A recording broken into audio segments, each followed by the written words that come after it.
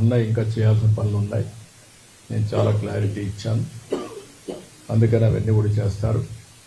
అదే సమయంలో వెంకటేశ్వర స్వామికి సంబంధించి ఎక్కడ కూడా పోయిన ప్రభుత్వం నేను చూశాను.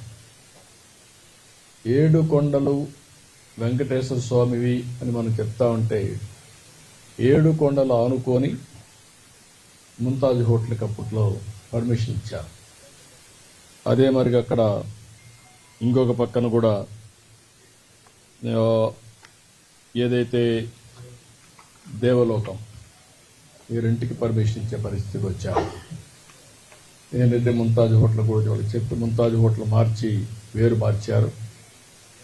అయినా కూడా నేను వారికి చెప్పింది ఇక్కడ మీకు ఇవ్వలేం, అందుకనే ఇక్కడ 3కి ఇచ్చారు. ఏదైతే విష్ణువి వర్స్టైల్ వెంచర్స్ 10.32, ముంతాజ్ హోటల్స్ 20 ఎకరాలు, MRKR construction industries private limited 5 ఎకరాలు ఇచ్చారు. ఈ 35.32 క్యాన్సిల్ చేస్తున్నాం.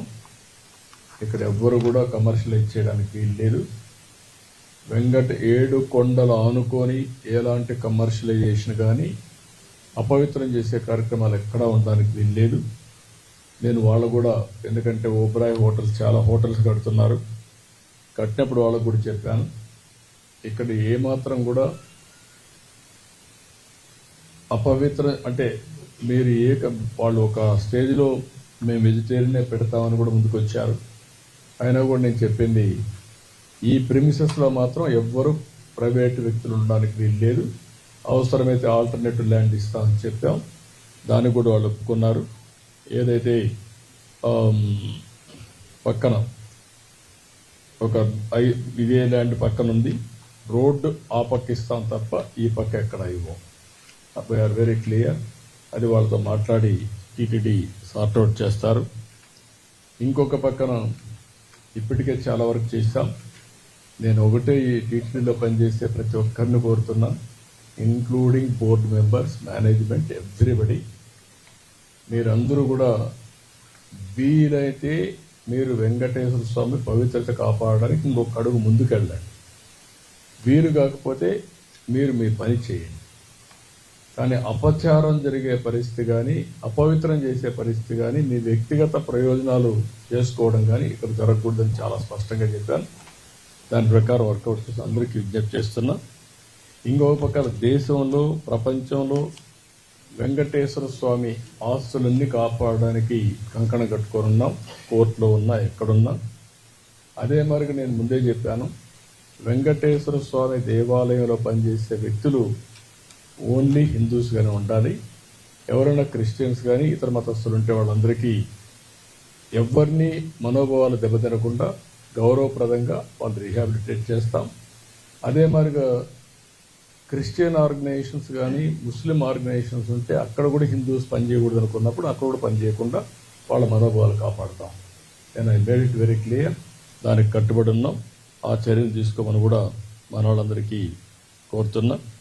ఇంకొక పక్కన దేశంలో ఉండే అన్ని రాజధానుల్లో వెంకటేశ్వర స్వామి దేవాలయం కట్టాలనేది ఒక నిర్ణయం, ఒక సంకల్పం చేశాం.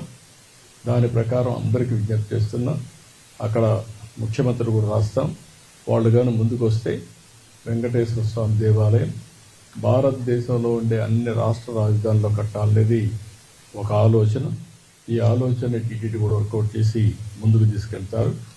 అదే మరి విదేశాల్లో కూడా, ఒక మన దేశంలోనే కాకుండా విదేశాల్లో కూడా చాలామంది హిందువులు ఇదయ్యారు.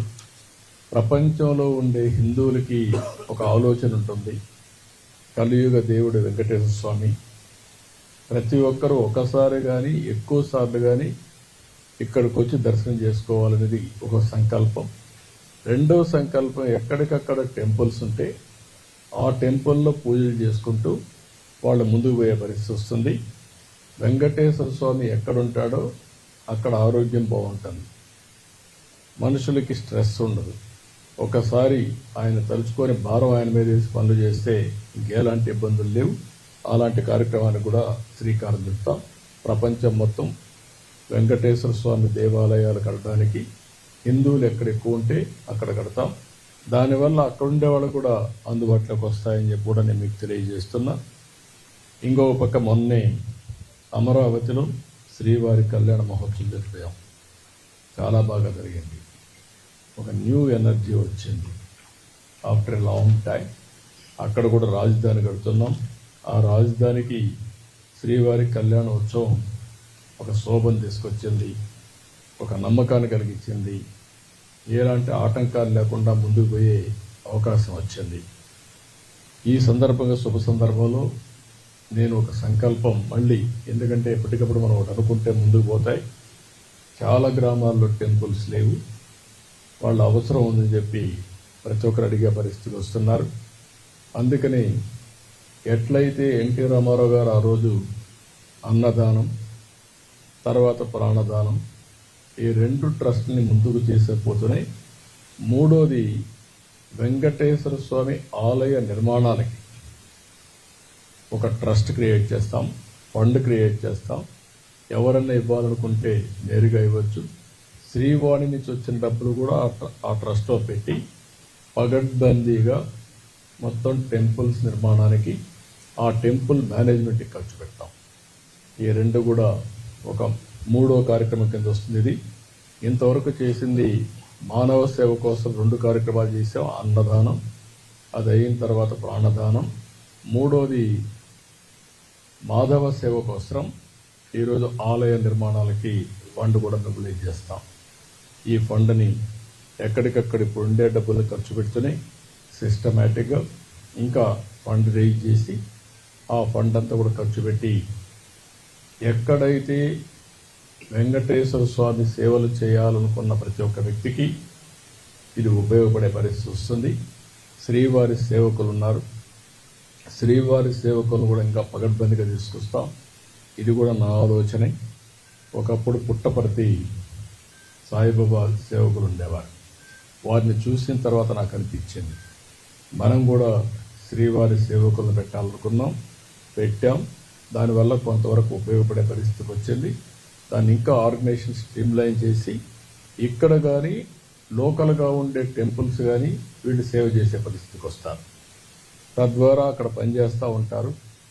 దేవుణ్ణి తలుచుకోవడం వెంకటేశ్వర స్వామి దగ్గరికి వచ్చినప్పుడు తలుచుకోవడమే కాదు, దేవుణ్ణి ఎక్కడికక్కడ ఎక్కడున్నా తలుచుకుంటే తద్వారా వీరికి అందరికీ ఒక సుఖ సంతోషాలే కాకుండా ఒక ఎనర్జీ ఇస్తుంది, స్ట్రెస్ ఉండదు.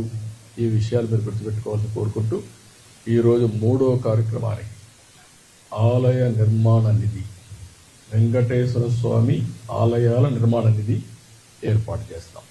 ఇంత